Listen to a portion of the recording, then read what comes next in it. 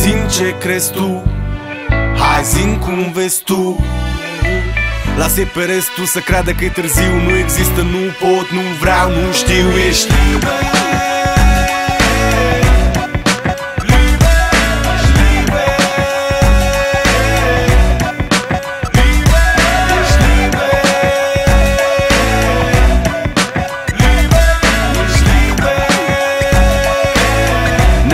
N-ai nevoie de un lider.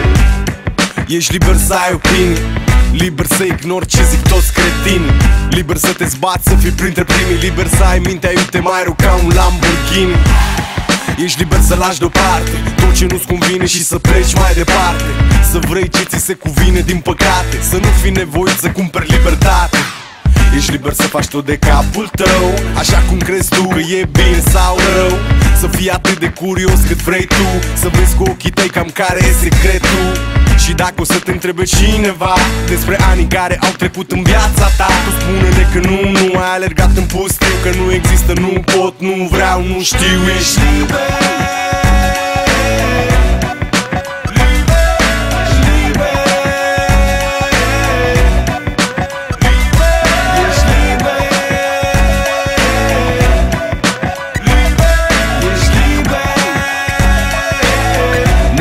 N-ai nevoie de un lider. Ești liber să ai dreptate, chiar dacă în general în țara asta nu se poate. Ești liber.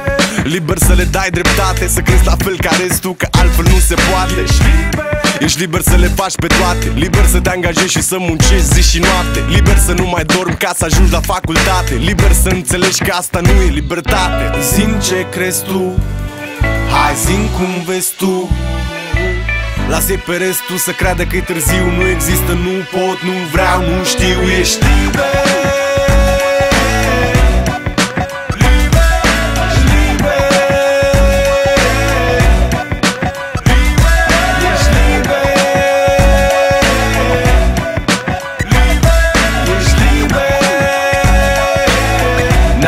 N-ai nevoie de un lider.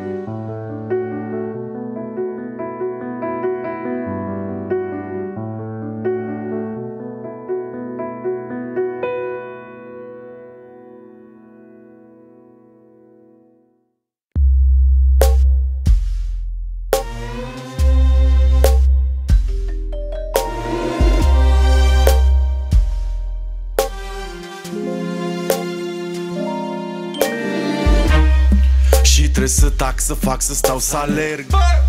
Și trebuie să strâng, să râd, să plâng, să cred.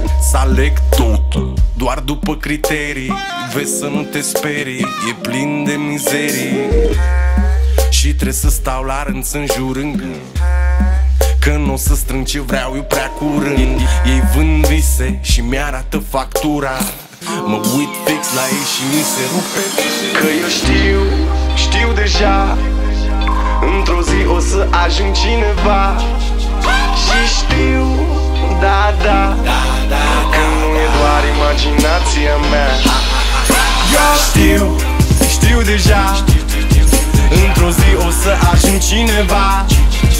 Și știu